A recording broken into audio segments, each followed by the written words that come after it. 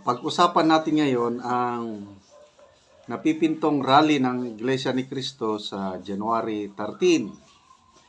So, merong isang vlogger, si Munting Kaalaman, napanood ko yung kanyang vlog. Gusto kong i-share sa inyo dahil nakausap niya mismo ang mga members ng Iglesia ni Cristo sa kanilang kapilya. At madami daw talagang sasama. Ito daw ang rally ng iglesia na talagang pinaghandaan nila ng husto. First time in history daw itong rally na open for anybody kahit hindi nila kasama sa INC pwedeng sumali. First time daw ito. Kasi ang alam ko, mga INC members lang ang magsama. Kaya ako naman, nabigla ako nung nalaman ko na open for all at marami daw sasama.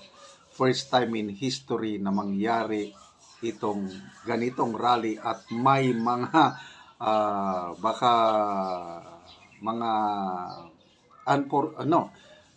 pakinggan nyo na lang siya, sabik-sabik, kahindik-hindik talaga itong rally na ito.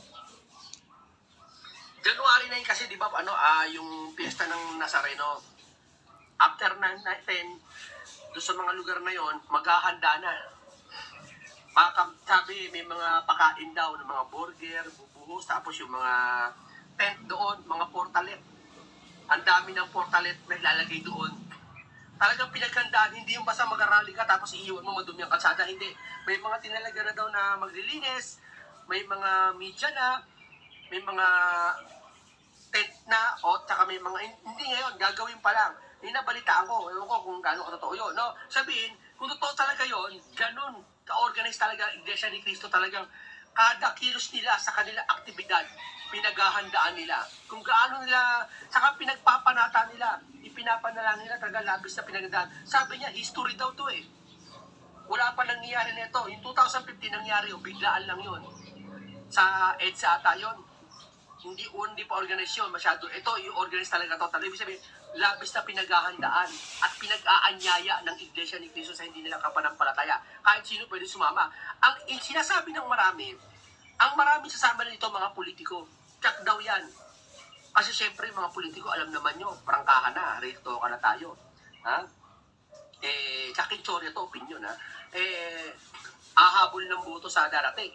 Pag January na ngayon, konting February, eleksyon na. February, March, April, wala na silang time. Ayan ang pagsasamantala, ayan na ang sinasamantala na nila sa botohan na siyempre, pabango sila sa iglesia, maaaring sumama ang mga politiko dyan sa gagawing rally. Maraming politiko ang sasama. Baka buong Pilipinas ng politiko bumaba at sumama dyan. Kasi, sa liwasan lahat bilhin mo, Calabarzon pati ata North, dyan pupunta South, dyan pupunta. Yung Palawan pala, gagawin ang rally ng iglesia, doon meron din pala sa Palawan. Ang hindi ko alam sa Davao, ata meron din gagawin dyan Hindi ko Cebu, alam. meron. Kaya ito, sigurado itong mga Calabarzon at mga doon.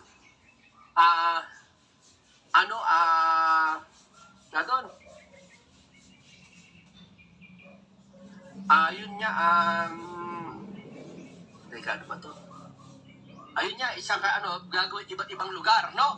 Ngayon, sabi ng marami, hindi sa akin kung pinagkarin ito nabasa ko lang sa mga komento at sa mga narinig na ibang personalidad na kilala din sa lipunan, hindi ko mabangkitin kung sino, baka mabaliktad ng sitwasyon na nagbibigay siyempre simpatsya sa Iglesia ni Cristo. Hindi naman simpatsya kasi ito nga para puro kapayapaan naman ito yung nilusod ng Iglesia ni Cristo Para sa kapayapaan to, hindi para sa anong bagay ito. Diba? Babaliktad ang sitwasyon. Baka daw si BBM pa ang ma-impeach, hindi si Sara.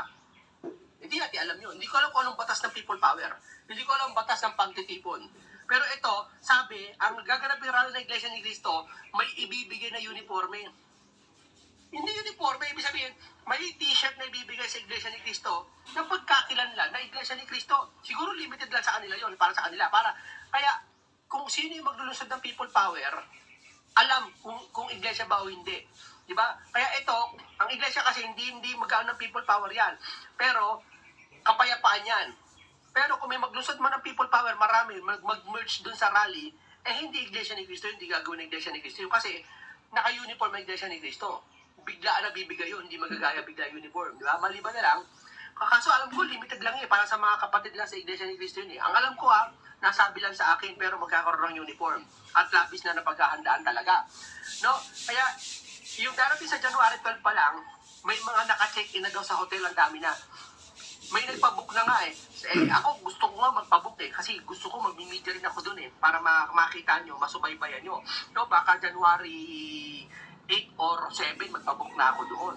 At January 10 matulog na ako doon. Doon na ako maghintay, no, para hindi na ma-hassle. Pero titingnan ko yung schedule, no, para kung maganda o hindi. Ayun nga, meron marami itong kapatid na nagpabook na, fully book na doon sa mga kalapit na hotel. Ang Liwasang kasi di ba parang pahabayan na baka doon pa lang sa 3 kilometers mula sa Liwasang ma-okupa na kasi hindi ka pwede pumunta sa sakyan mo doon motor doon sa venue, may ipit paglabas mo doon, baka madaling araw ka na makalabas, may ipit sa sakyan mo, kailangan ang tendency nun, paparada mo yung sakyan mo 2 to 4 kilometers away, maglalakad ka o masigit pa, kung mas maraming tao inaasa, sabi ko nga baka 2 milyon. Ang backup dyan pala sa papuntang Liwasa, baka nasa Las Piñas ka pala, nandun na yung sakyan mo lalakad ka. Laking kilometer, 25 kilometers yun mula sa Las Piñas yata, kung hindi ko pagkakamali. Kasi mula dito sa, 34 kilometer mula sa Luneta, sa Liwasang yun. Mga kulang more or less, 30 kilometer yun. Yeah. Doon pa lang, baka mapaspado na yung lugar. May pasok yung time na yun. January 13 yun, may pasok yun. Marami sasabay pasok ka ng mga estudyante, empleyado, di ba? Siguro di-declare na holiday yung araw na yun kasi the best na araw yun Kumbaga, first time in the history, magkakaroon ng pagtitipon na napakarami para sa kapayapaan, no? Yun, nasa people power pala, ituloy ko, no? Eto, nabasa ko, pinasa lang sa akin itong artikulong ito, pero hindi ko lang kung totoo to. Sa Pilipinas pala, kapag na-impeach ang isang Pangulo, ang susunod na mahalal, ang Pangulo ay ang Vice-Pangulo. Kung sakali magkaroon ng lungsod ng people power, ito mabasahin ko lang, pero ito haka-haka naman to, tsure pa naman to, hindi pa naman nangyayari. Kung sakali mangyari yung people power na mangyari, na hindi natin inaasahan doon, ito, pero malabong mag-people power ng iglesia, sabi ko para sa kapayapaan siguro. Okay, so ako, malabo ang Iglesia ni Cristo pangkapayapaan lang. Walang sisigaw ng resign. Wala lang talaga. Naniniwala ko sa hangarin ng Iglesia na hindi lang matuloy ang impeachment, happy ng Iglesia para hindi ma-distract ang gobyerno. Para hindi magkawatak-watak. So, ako, disagree ako niyan, yung people power yan, wala na yan.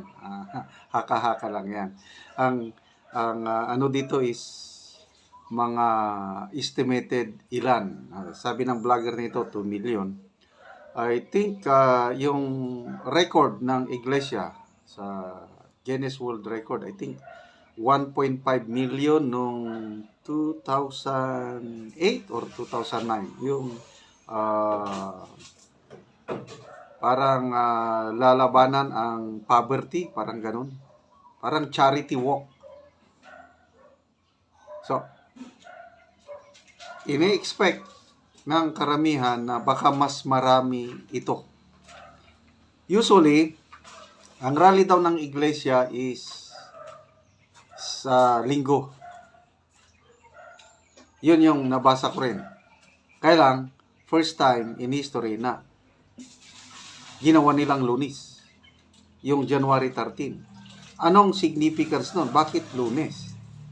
Isinabay nila yung pag-open sa session ng Congress, January 13 din. So, makita nyo, bakit sinabayan nila? So, palaisipan. Kasi, pwede mang linggo. After ng pagsimba, yun na. Kaya lang, bakit ginawang Lunes at sinabayan ang pag-open ng Congress? Anong political significance nun? So, mag-isip-isip na lang ang mga natin. Basta, klaruhin natin, ang Iglesia ni Cristo is para sa kapayapaan at for the first time in history na mag-rally ang Iglesia na open for everybody para mas marami ang manawagan ng kapayapaan, kaya peace rally nga. So, sana wala nang sagabal sa rally na ito.